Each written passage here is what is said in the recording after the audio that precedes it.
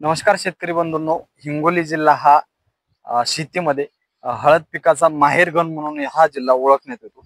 खरं तर या जिल्ह्यामध्ये बरेच प्रगतशील शेतकरी म्हणून समोर येत आहे. प्रगतशील म्हणजे काय, तर आपण याला असं म्हणू शकतो की प्रगतशील शेतकरी असे की जे कमी खर्चात जास्त उत्पादन घेतात. तर अशा शेतकऱ्यांचे आपण व्हिडिओ घेत आहोत. अ, अ, अशा शेतकऱ्यांशी चर्चा करत आहोत. तर अशा शेतकऱ्यांचे चर्चा केल्यानंतर अनेक शेतकऱ्यांना काहीतरी त्यातून शिकायला मिळतं. आपलं उत्पादन कमी खर्चात कसं वाढेल हे आपल्याला त्यातून शिकायला मिळतं. तर आपल्या सोबत जे शेतकरी आहेत त्यांच्याशी आपण आज चर्चा करणार आहोत. त्यांनी सुद्धा त्यांच्या खूप अपेक्षा आहेत, म्हणजे आणि त्यांना असं दिसतंय, विश्वास 100% विश्वास आहे की आपलं उत्पादन खूप जास्त होऊ शकतं हळदीमध्ये.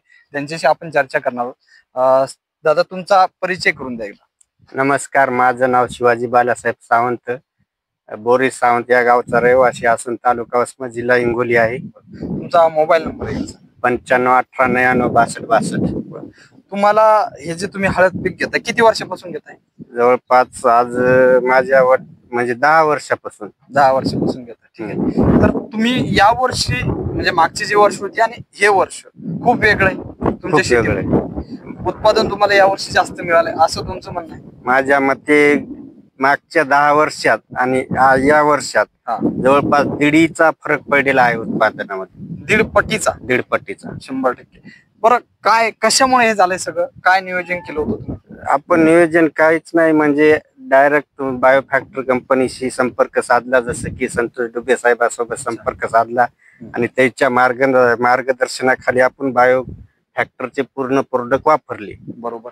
त्यांचे सुद्धा बायोफॅक्टर कंपनीची सुद्धा खूप मोठी ओळख या हिंगोली जिल्ह्यामध्ये आहे. आणि संतोष दुबे सर यांचे सुद्धा हे सुद्धा शेतकऱ्यांना मार्गदर्शन अचूक पद्धतीने करत असतात, त्यामुळे त्यांची ओळख आहे. आणि अनेक शेतकरी त्यांचं मार्गदर्शन हिंगोली जिल्ह्यामध्ये घेतात. तर तुमचं जे नियोजन केलंय सुरुवातीपासून ते एकदा शेतकऱ्यांना सांगा. माझं नियोजन सुरुवातीपासून, म्हणजे लागवड केव्हा झाली होती किंवा मग कशी केली होती? माझी लागवड झाली होती 15 जूनला. अच्छा. तर मी 15 जूनच्या नंतर लागवड केल्याच्या नंतर भेसळ डोस सुरुवातीला बेडवर टाकलाच नव्हता, म्हणजे जमिनीवर. नंतर 15 लागवड झाल्याच्या नंतर 30 तारखेला जूनच्या भेसळ डोस असा आपला टाकून जे दिला. बायोफॅक्टर कंपनीचा तुम्ही वापर केला होता, ठीक आहे. आता मला एक सांगा, म्हणजे तुम्ही हे जे उत्पादन 1.5 पटीने वाढलं ते श्रेय कोणाला दिसतं? म्हणजे त्याचं बायोफॅक्टरच्या सर्व प्रोडक्टला.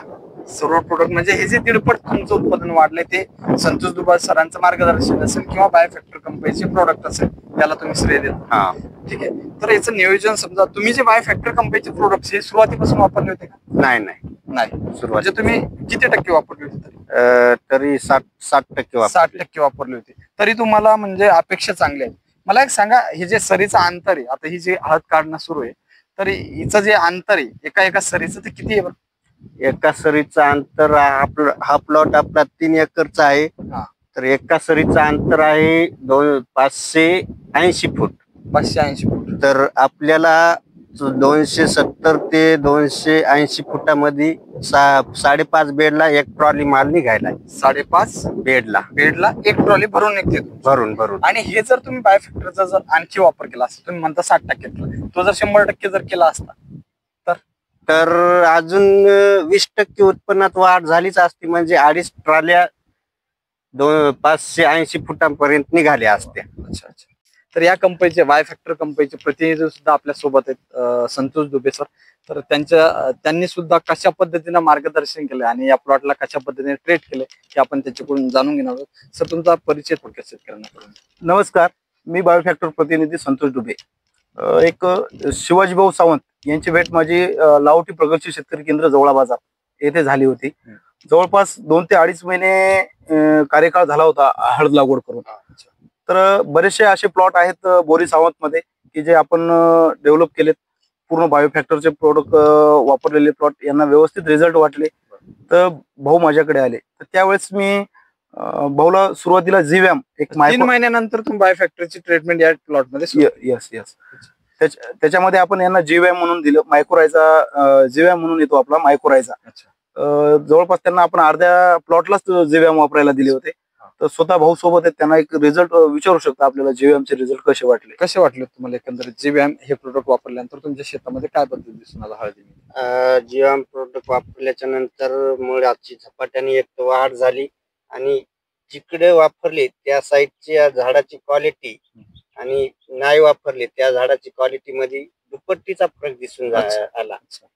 त्याच्यानंतर सर यांनी कशा पद्धतीने ट्रीट केलं होतं, म्हणजे इतर शेतकऱ्यांना सुद्धा कळेल की परत काय वापरलं होतं, तुम्ही कशा पद्धतीने ट्रीट केलं? त्याच्यानंतर मग आपण यांना यांचा 19-19-12-61 हे ग्रेड पूर्ण झाले होते. त्याच्यानंतर आपण यांना फ्लोमिन 8-8, अच्छा, त्याच्यानंतर फ्लोमिन 11-11-08, आपलं बीओसी म्हणून येते ऑर्गॅनिक कार्बन, अच्छा, बीओसी, जीव्याम फवारणीमधून आपण नॅनो कॉपर नॅनो सिल्वर, एक करप्यासाठी nano copper nano silver BSL 4 येतो, त्याची आपण एक फवारणी घेतली. त्याच्यानंतर पेंटाजिया